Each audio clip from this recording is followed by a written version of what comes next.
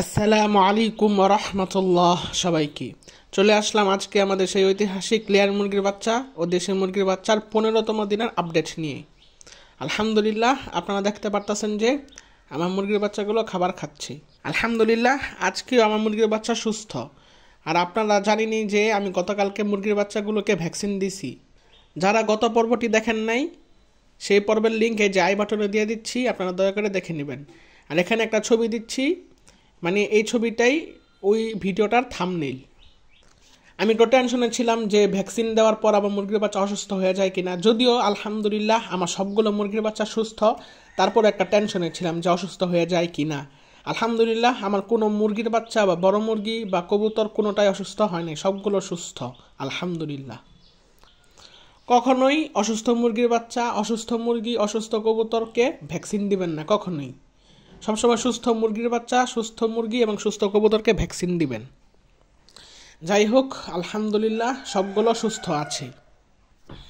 আর আজকে আমি ওদেরকে সাদা পানি দিব, কারণ ভ্যাকসিন দেওয়ার আগের দিন, ভ্যাকসিন দেওয়ার দিন আর ভ্যাকসিন দেওয়ার পরের দিন, এই 3 দিনই সাদা পানি দিতে হয়। এই 3 দিনে কোনো প্রকার মেডিসিন চালানো যাবে না। তারপর আগামীকালকে বা পরশুর মধ্যে দেখা যাক কি মেডিসিন দেই, সেটার আপডেট ইনশাল্লাহ আপনারা পাবেন।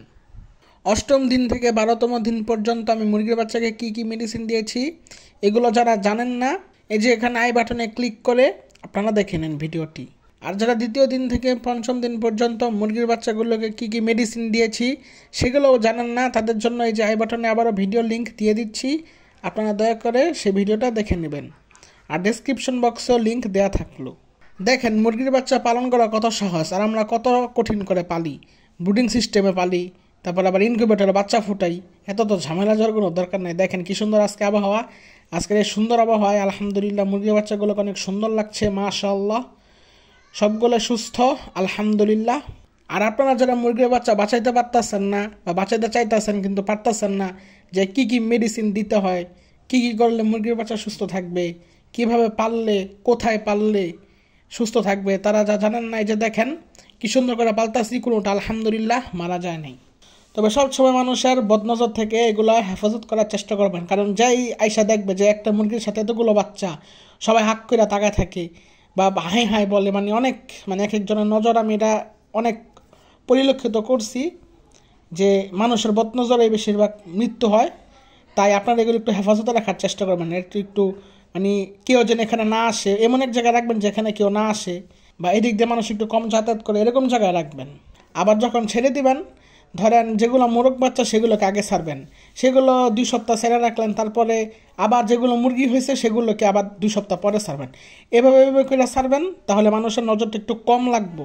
আর যদি একবার সব ছেড়ে দেন যে একসাথে একটা মুরগি সহ এতগুলা বাচ্চা, 14-15টা বা 13টা, এতগুলা বাচ্চা যদি থাকে, মানুষের একটা বদনজর লাগবে, এটা স্বাভাবিক। তখন হঠাৎ করে দেখবেন 1-2 দিন 3 দিন ভালোই, তারপর দেখবেন ছেড়ে দিছি, তারপর দেখবেন আপনার হঠাৎ করে একটা ভালো মুরগি যেগুলো বেশি সুন্দর হয় ওগুলো দেখবেন বেশি মারা যায়। যেগুলো একটু বড় সাইজ হয়, সবগুলো থেকে একটু অনন্য টাইপের, মানে আনকমন একটা জিনিস, সেগুলো দেখবেন হঠাৎ করে অসুস্থ হয়ে যাবো, তারপরে মারা যাবো। কারণ ওই একটা বদনজর, ওটার কোনো হাত নেই, ওটার পিছনে কোনো রোগের কোনো চিকিৎসা নেই, ওটা সম্পূর্ণ একটা বদনজরের শিকার মুরগিটা। আশা করি বুঝতে পারছেন যে বদনজরের কারণেও মুরগির বাচ্চার মৃত্যু হয়। আলহামদুলিল্লাহ সবগুলো বেঁচে থাকে, 14টা ফুটে 14টা, 15টা ফুটে 15টা। যখনই 1 মাস হয়তো অনেক ঠুকরি করে এতটুকু জায়গার মধ্যে বেশি দিন থাকতেও চায় না, কারণ ওদের সামনে সবুজ ঘাসের জমি, তারপরে খোলা মাঠ, ওরা আর টিকতে পারে না, তারপরে ওরা মাটি দিয়ে গোসল করে, সেগুলো করতে চায়, তারপরে ছেড়ে দিতে হয়।